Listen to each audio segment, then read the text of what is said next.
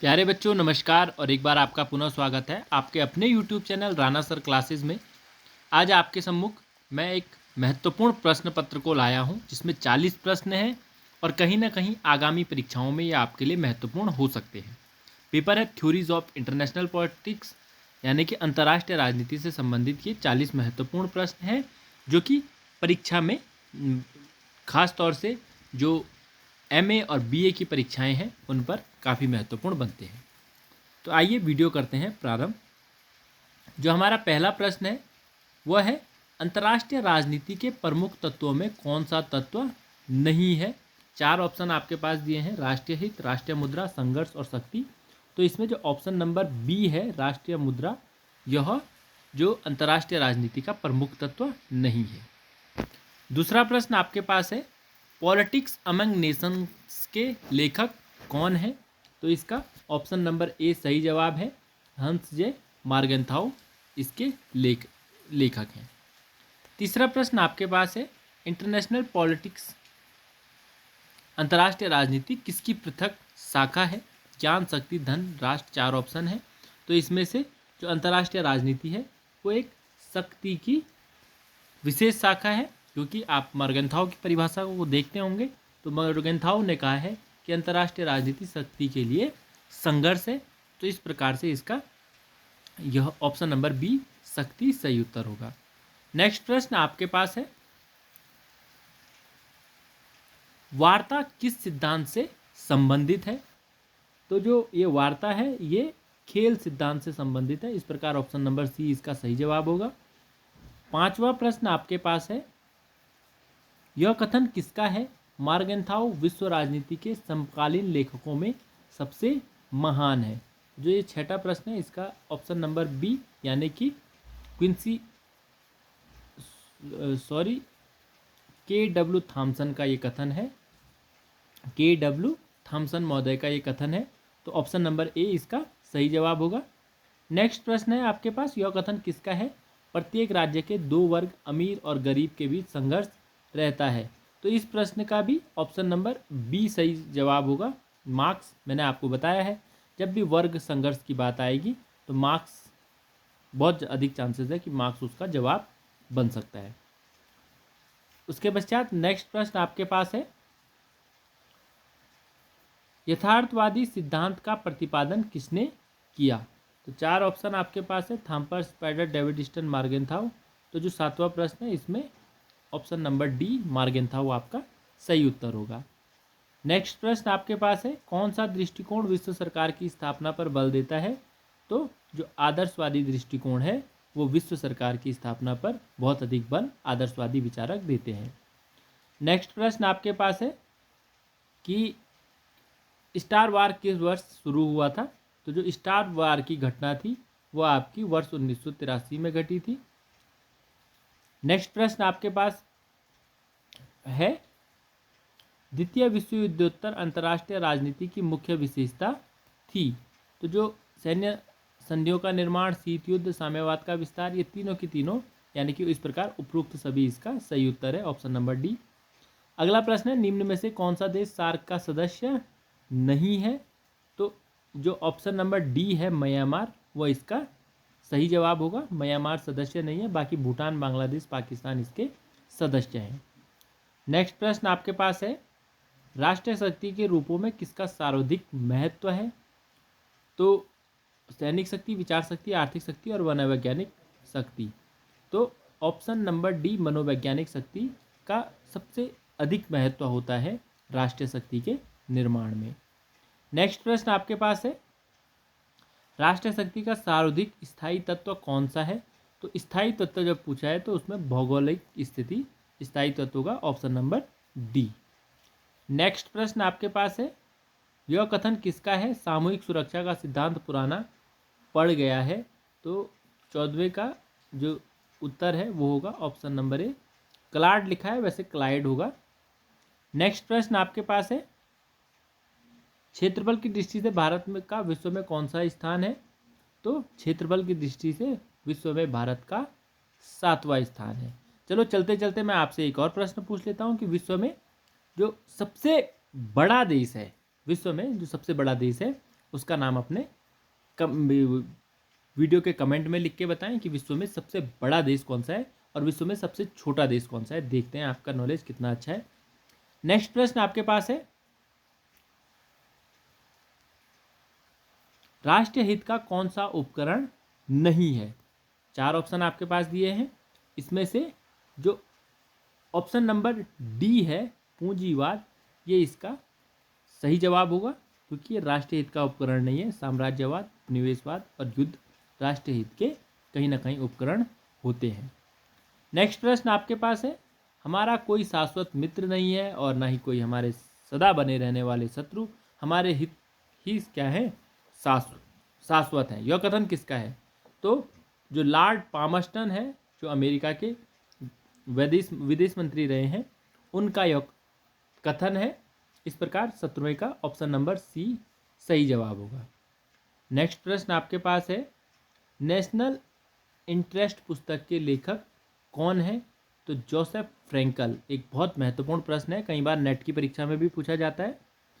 तो Joseph Frankel ये national interest पुस्तक के लेखक हैं। नेक्स्ट प्रश्न आपके पास है,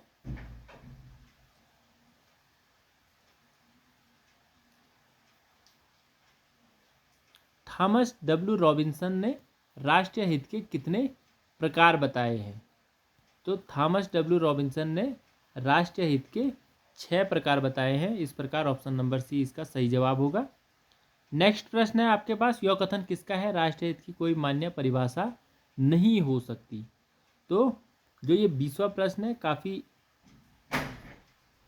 अच्छा प्रश्न है, इसका ऑप्शन नंबर ए ब्रोवर सही जवाब होगा।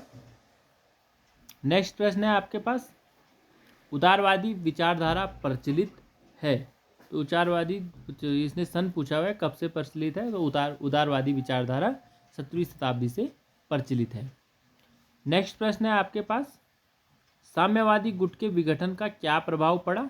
तो साम्यवादी गुट का जो विघटन हुआ, उसका प्रभाव यह पड़ा कि शीत युद्ध का अंत हुआ, एक ध्रुवीय विश्व। हाँ, तो उपयुक्त सभी इसका सही जवाब होगा, ऑप्शन नंबर डी। नेक्स्ट प्रश्न आपके पास है 23वां प्रश्न, विदेश नीति का कौन सा तत्व नहीं है? तो भूगोल, आर्थिक विकास, जनसंख्या, शिक्षा। तो शिक्षा का विदेश नीति से उतना संबंध नहीं है, तो इस प्रकार विदेश नीति का ये तत्व नहीं है। नेक्स्ट प्रश्न आपके पास है, नॉर्मन हिल के अनुसार विदेश नीति निर्माण का प्रारंभिक बिंदु क्या है? तो इसका जो आंसर होगा ऑप्शन नंबर ए राष्ट्रीय हित। नेक्स्ट प्रश्न आपके पास है, यह कथन किसका है, विदेश नीति वैदेशिक संबंध का सारभूत तत्व है? तो बहुत ही बढ़िया क्वेश्चन है और प्रोफेसर महेंद्र कुमार जो कि एक भारतीय हैं, उनका यह कथन है। नेक्स्ट प्रश्न आपके पास है, विदेश नीति के क्षेत्र में कौन सी नीति पाई जाती है? तो जो विदेश नीति है इसमें अलगाव, तटस्थता, राजनीतिक गठबंधन, इस प्रकार इसका ऑप्शन नंबर डी सभी इसमें पाए जाते हैं। ऑप्शन नंबर डी सही जवाब होगा। नेक्स्ट प्रश्न आपके पास है, अंतर्राष्ट्रीय राजनीति निम्न में से क्या है? तो अंतर्राष्ट्रीय राजनीति दो राज्यों के मध्य संबंध होता है, तो इस प्रकार इसका ऑप्शन नंबर ए सही जवाब होगा। नेक्स्ट प्रश्न है आपके पास, निम्न में से कौन सा आर्थिक संगठन है? तो विश्व में कई प्रकार के संगठन है, आर्थिक संगठन, सैनिक संगठन या क्षेत्रीय संगठन। तो इसमें से जो आपका WTO है, यानी कि वर्ल्ड ट्रेड ऑर्गेनाइजेशन, जिसकी स्थापना 1995 में हुई है, यह एक आर्थिक संगठन है। बाकी आसियान, सार्क क्षेत्रीय संगठन है और नाटो ये एक सैनिक संगठन है, ये भी आप ध्यान रखिएगा। नेक्स्ट प्रश्न आपके पास है, गुट निरपेक्षता का तात्पर्य है? तो गुट निरपेक्षता का तात्पर्य शक्ति गुटों से पृथक रहने की, हाँ, गुट निरपेक्षता का ऑप्शन नंबर ए होगा, शक्ति गुटों से पृथक रहने की नीति। ऑप्शन नंबर ए इसका सही जवाब होगा। नेक्स्ट प्रश्न आपके पास है, निम्न में कौन गुट निरपेक्ष आंदोलन के संस्थापकों में नहीं है? तो बड़ा ही आसान है, नेहरू, नासिर, टीटो इसके संस्थापक सदस्यों में से हैं। माओ त्से-तुंग इसके संस्थापक सदस्यों में से नहीं है। ऑप्शन नंबर ए इसका सही जवाब होगा। नेक्स्ट प्रश्न है, किसके अनुसार कूटनीति विदेश नीति नहीं है? बहुत ही बढ़िया क्वेश्चन है। इसका जो सही जवाब होगा ऑप्शन नंबर बी, चाइल्ड्स, इसका सही जवाब होगा।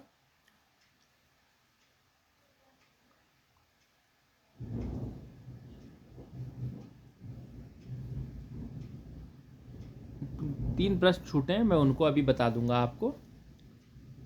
तो इसका जो चाइल्ड्स है ये सही जवाब होगा।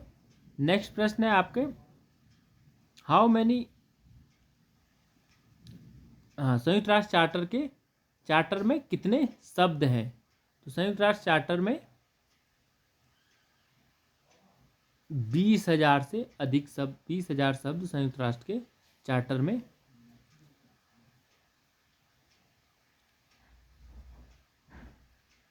हो सकते हैं। 20,000 से 20,000 के आसपास शब्द इसमें हो सकते हैं। ये मैं कन्फर्मली नहीं कहूँगा, पर इसका ऑप्शन नंबर ए सही जवाब हो सकता है, ए और बी में से कोई एक। नेक्स्ट प्रश्न आपके पास है, संयुक्त राष्ट्र संघ का प्रधान कार्यालय कहाँ है? बहुत ही बढ़िया प्रश्न है और कई बार एग्जाम में पूछा जाता है। तो संयुक्त राष्ट्र संघ का प्रधान कार्यालय न्यूयॉर्क में है, ये ध्यान रखिएगा, न्यूयॉर्क अमेरिका में है। नेक्स्ट प्रश्न आपके पास है, संयुक्त राष्ट्र संघ के आरंभिक सदस्यों की संख्या कितनी है? संयुक्त राष्ट्र संघ के जो आरंभिक सदस्य थे वो 51 थे, और 91वें सदस्य कौन था, जो भी आप कमेंट करके बताइए। आप देखते हैं आपका कितना ध्यान है, कितना नॉलेज आपको है। नेक्स्ट प्रश्न आपके पास है, नाटो संधि की स्थापना इनमें से किस लिए की गई थी?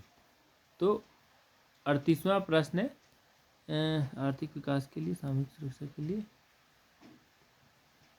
तो इसमें आर्थिक विकास तो नहीं होगा, धार्मिक जागृति भी नहीं होगा, सामूहिक सुरक्षा और कूटनीतिक सफलता, ये दो बी और डी हो सकते हैं। किंतु अगर इसमें और गहन जाएंगे तो ऑप्शन नंबर डी, कूटनीतिक सफलता के लिए कहीं ना कहीं, क्योंकि सामूहिक सुरक्षा जो होगी वो कूटनीतिक सफलता के लिए ही की जाएगी। तो ऑप्शन नंबर डी इसका सही उत्तर बैठेगा 38वें प्रश्न का। नेक्स्ट प्रश्न है, यूरोपीय संघ की स्थापना कब हुई थी? तो जो ये यूरोपीय संघ है इसकी स्थापना 7 फरवरी 1992 को हुई थी। इस प्रकार ऑप्शन नंबर बी इसका सही जवाब होगा। और अंतिम प्रश्न आपके पास है, निम्नलिखित में से कौन एक आतंकवादी संगठन नहीं है? तो एमनेस्टी इंटरनेशनल ये आतंकवादी संगठन ना होकर मानव अधिकारों का संगठन है। तो इस प्रकार ऑप्शन नंबर सी इसका सही जवाब होगा। तो 3 प्रश्न जो पीछे रह गए थे, प्रश्न नंबर 31, कूटनीति के क्या उद्देश्य हैं? तो कूटनीति के जो उद्देश्य हैं वो राजनीतिक और गैर राजनीतिक दोनों होते हैं। तो इस प्रकार ऑप्शन नंबर सी इसका सही जवाब होगा। और जो 32वां प्रश्न है, किसने निर्गुट आंदोलन को अंतर्राष्ट्रीय भ्रम का मजाकिया आंदोलन कहा? तो इसका कर्नल गद्दाफी होगा, क्योंकि नेहरू, नासिर और तो है हो नहीं सकता, उपयुक्त में से कोई नहीं भी, कर्नल गद्दाफी ने ऐसा कहा था। और जो 33वां प्रश्न है, विदेश नीति तो आत्मा है और कूटनीतिक प्रक्रिया है, यह कथन किसका है? तो इसका option number A, J R. Childs इसका भी सही जवाब होगा। तो ये 3 प्रश्न रह गए थे। मुझे आशा और उम्मीद है कि ये वीडियो से आपको अपने पेपर को सॉल्व करने में मदद मिली होगी और आगे भविष्य में आने वाले एग्जाम में आपको मददगार साबित होगा। वीडियो कैसा लगा कमेंट कर अवश्य बताएं। वीडियो अच्छा लगा हो तो लाइक करके वीडियो हमें सपोर्ट करें, और चैनल पर नए आए हों तो चैनल को सब्सक्राइब अवश्य करें, ताकि हमें उत्साह मिल सके और इस प्रकार के जो ज्ञानवर्धक वीडियोस हैं वो आपके लिए लगातार बनाए जाते रहे। आप लोगों ने मुझे सुना, आप लोगों का बहुत बहुत धन्यवाद।